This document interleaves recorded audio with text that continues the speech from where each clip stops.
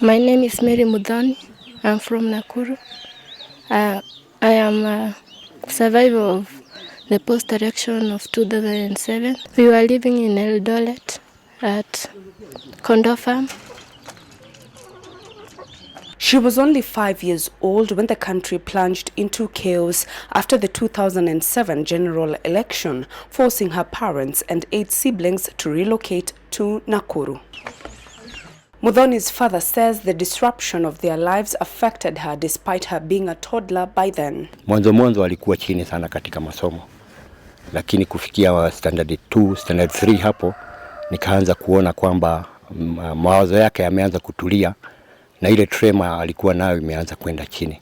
His sentiments resonating with psychologists who say in times of conflict children are most vulnerable and it can adversely affect their mental health. This child can live in constant fear and they become hypervigilant where they keep on expecting that danger to reoccur.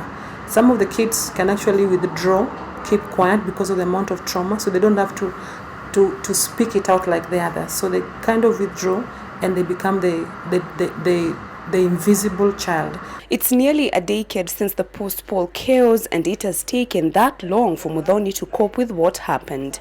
And she says she has made progress through a character building program she underwent at Childcare Worldwide, an non-governmental organization that serves needy children and young adults. It has helped me in many ways. It has taught me how to forgive those people, although it's hard for me to forget. It has shown me how to love them, care for them, and care for other people. Initially, we also realized that even the children were polarized. The children were almost thinking tribal, the way their parents, they were seeing the society doing. And so they would even call themselves, you are a Kikuyu, you are a Luo, or whatever tribe. Mudhoni is just one among 10,000 children spread across 5 counties that have been able to go through character building lessons. I want to be a lawyer so that I will help those people that have been affected by tribalism. I will ask all Kenyans to stop tribalism because many people get involved and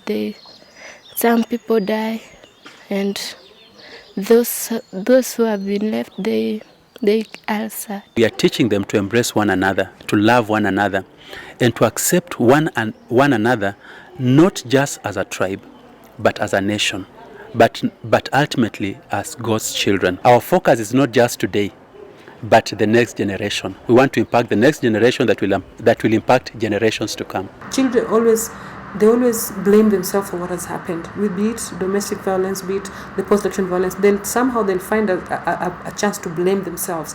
So an adult need to explain to the children that it's not their fault, it's the adult who did that and they have nothing to worry about. Then reassure the child that it's going to be okay, if it's going to be okay. For Mary and her family, as the next general election approaches, they hope the ghosts of their troubled past will never come to haunt them. Mudhoni's family is one among the more than 500,000 families that were affected by the post-poll violence in 2007. And now from their new home, they are sending messages of peace, unity, and forgiveness to the nation.